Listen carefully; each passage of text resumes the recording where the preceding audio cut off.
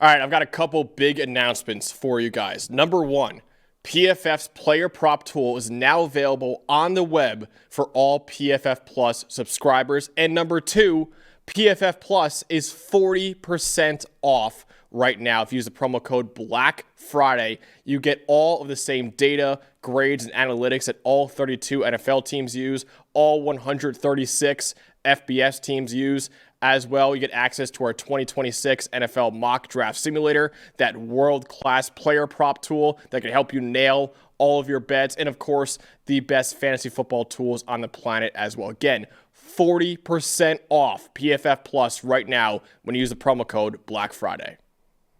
We got Miami at Pitt. And the storyline to know is that both teams are still alive in this game, in this ACC race right now. There are 6 teams that can make the ACC championship game. Miami and Pitt are 2 of those 6 teams. They both need help in order to make it to Charlotte, but they both need to win this game in order to even have a chance at making it to Charlotte. Pittsburgh needs to win this game and also needs either Virginia or SMU to lose. That's how Pitt can make it to the ACC title game. The Hurricanes, they have a lot of complicated scenarios right there. I'm not going to read it all for you guys right there. If you're a Miami fan or whoever, you want to screenshot it and read it, you can do so. The simplest route for Miami includes an SMU win, a Duke loss, and a Virginia loss. Basically, you need 2 of those 3 to lose, and then maybe some other things to happen as well in order for that to happen too. But Miami is complicated, but there are plenty of scenarios where they can still make it to the ACC title game. Miami also has a chance at an at-large spot with a 10-2 record right now. So a win over Pittsburgh, by the way, a team that Notre Dame also beat at Pittsburgh, is still critical for Miami. Even if they can't make it to the ACC title game, Miami is still alive for an at-large spot, and I would not put it past the committee, Dalton, to have Miami close enough to Notre Dame where that head-to-head game matters, and they might jump Notre Dame in the rankings. I'm not saying it's likely. I'm saying it is possible right now. And if you destroy Pitt like Notre Dame destroyed Pitt, that would really help Miami as well. So this is a big game for Miami as well, not only to stay alive in the ACC title race to clinch a spot, an automatic spot in the playoff, but also to stay alive in the at-large race as well. They're another one. They are rooting for Kansas to beat Utah. They're rooting for Auburn to beat Alabama. They're rooting for LSU to beat Oklahoma. I do think they'll be over Utah, even if they both win. I think they're going to jump them. Well, we'd have to find that. We'll find out tonight. Yeah. We'll find that out tonight. They could be over them. So there was some talk about, Miami took care of business, and Utah got away with one against Kansas State, albeit they put up 50 points in that game. But there's a lot of debate going around right now about Miami, Utah, about Miami, Notre Dame. Pretty much, this is really the hottest hot-button topic right now of this playoff race is what do you do with Miami?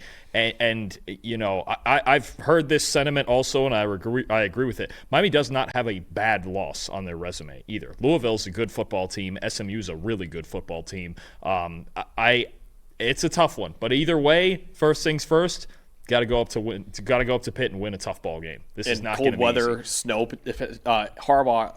Andrew Harbaugh in the chat also saying that he's close to Pittsburgh right now, and they should get a lot of snow this weekend. Oh, it's going to be fun. So.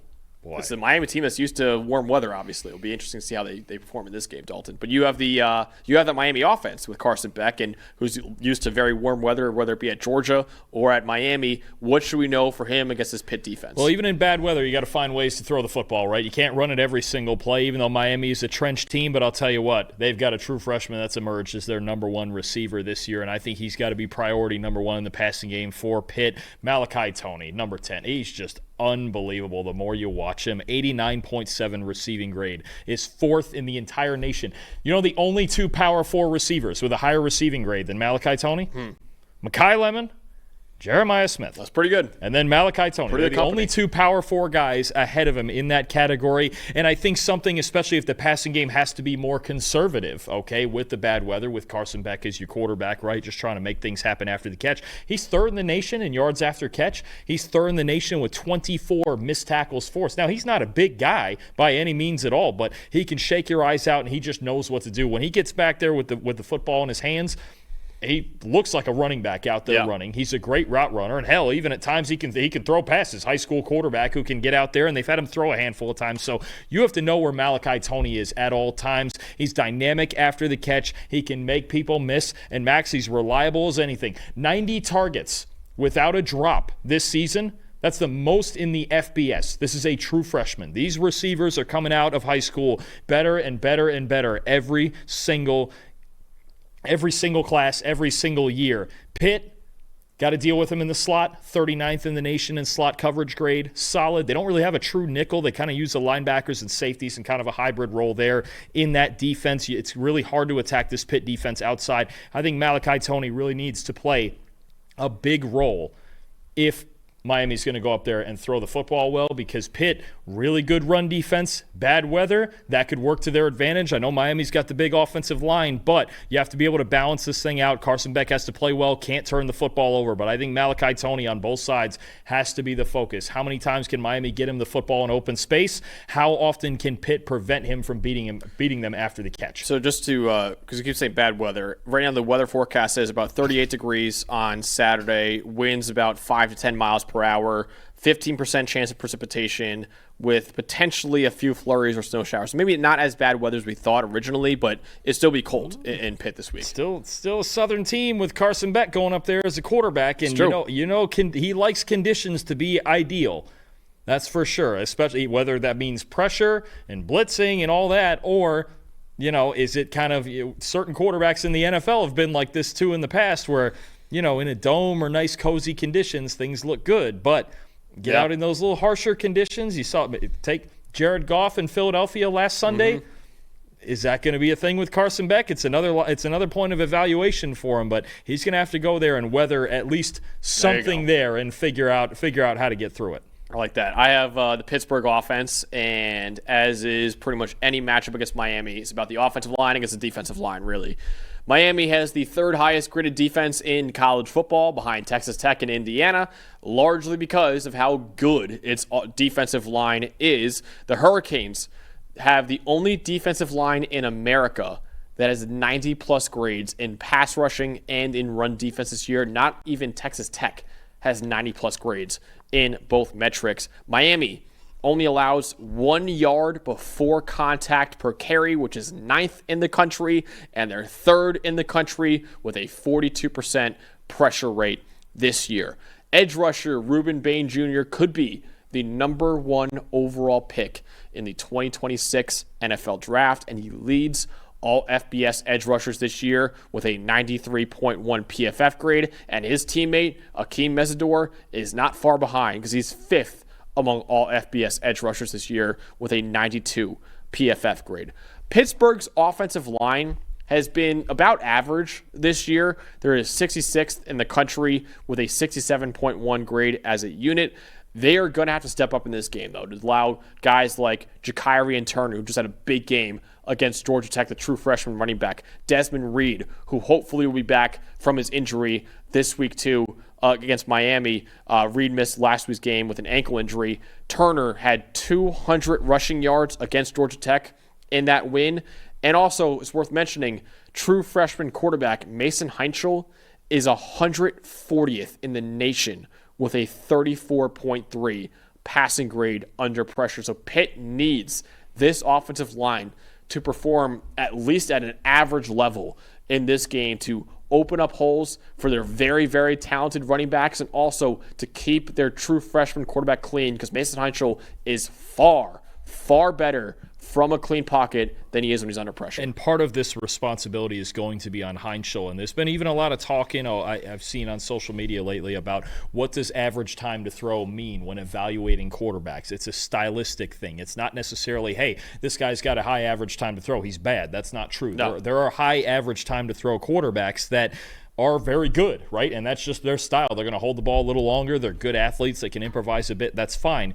But Mason Heinschel, the 12th highest average time to throw in the country this season. You do not have that kind of time against this Miami team. If you hold the football against the Hurricanes, you're going to have a huge problem because the pass rush is coming, and it's coming in 2.5 seconds. That's all you're going to have. Get rid of the ball. Hopefully, Pat Narduzzi and his coaching staff, they watched Kevin Jennings against Miami get rid of the football. Miller Moss against Miami, get rid of the football. You do not have 3.5, 4 seconds against this team. And it's only a 4-man rush. They're not blitzing. Miami has no reason to blitz at all, and their coverage unit has been better. Last week, he was a little better against Georgia Tech, 2.84 seconds. Might need to be even lower than that here. Like 2.5 at least. You gotta be down there. You cannot, for probably 3/4 of your attempts in this game, you have to get rid of the football. If his time to throw comes in over 3 seconds in this game, they're going to lose. Yeah. You don't have that kind of time against Miami. So Pitt's got a game plan. The quick game, it would help to run the ball a lot because those other two teams, especially Louisville, ran the ball well against Miami, especially early in the game to at least pin them back a little bit, right? You just don't want them pinning their ears back, but you're not going to block this team for 4 seconds. You cannot hang on to the football. You have to get rid of it, and when you do have to break the pocket, do the safe thing. If you have to take a sack, so be it. Throw it away. Take the check down. Do not try to do too much against this Miami defense because they will get there and they will rack up the pass rush production on you. And what's likely the biggest ACC game of the weekend between two teams that are still alive for an ACC title game appearance, but both need a little bit of help in order to get there. Miami needs to win this game to stay alive in the at-large playoff discussion as well. Who do you got, Dalton, between Miami and Pitt? I like Miami's defense in this game. I think it's a lot for Mason Heinschel to handle. It's a lot. You mentioned Jakiri and Turner. Another 200 rushing yards coming on this Miami team. I doubt it. Are we getting Desmond Reed in this game back? Do we have any idea on that? He missed the last game with an ankle injury. I think he's tweeted out before he's trying his hardest to come back as soon as possible. I don't know. We'll see. If you get Reed back, obviously you have a better chance. That goes without saying. But I think it's because then you can get into the screen game. And it's really more about Reed to me as a passing threat and getting him out into the flat and just, again, more options to get away from this front four. That being said, I think this Miami defense is the best unit on this field. I think we do get a rough and tumble defensive kind of game, but I think Heinschel and his habit of holding onto the football is really going to be a problem here. I'm taking Miami on the road 24-17. All right, I am taking Miami as well. I have it 28-20 over Pitt. I think both defenses could find some success in this game, but I think the difference is Miami will give Carson Beck time in the pocket, and we've seen all year and really all his career how good Carson Beck is from a clean pocket because Pitt's pass rush isn't the best right now, while the Panthers are going to really struggle to protect Mason Heinschel against one of the best pass rushes in college football. And again, Mason Heinschel holds onto that football for a lot,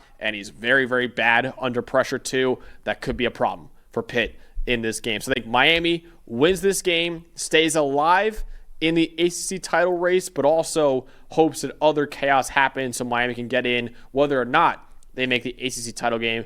So they want to hope to get into the playoff as an at-large team as well.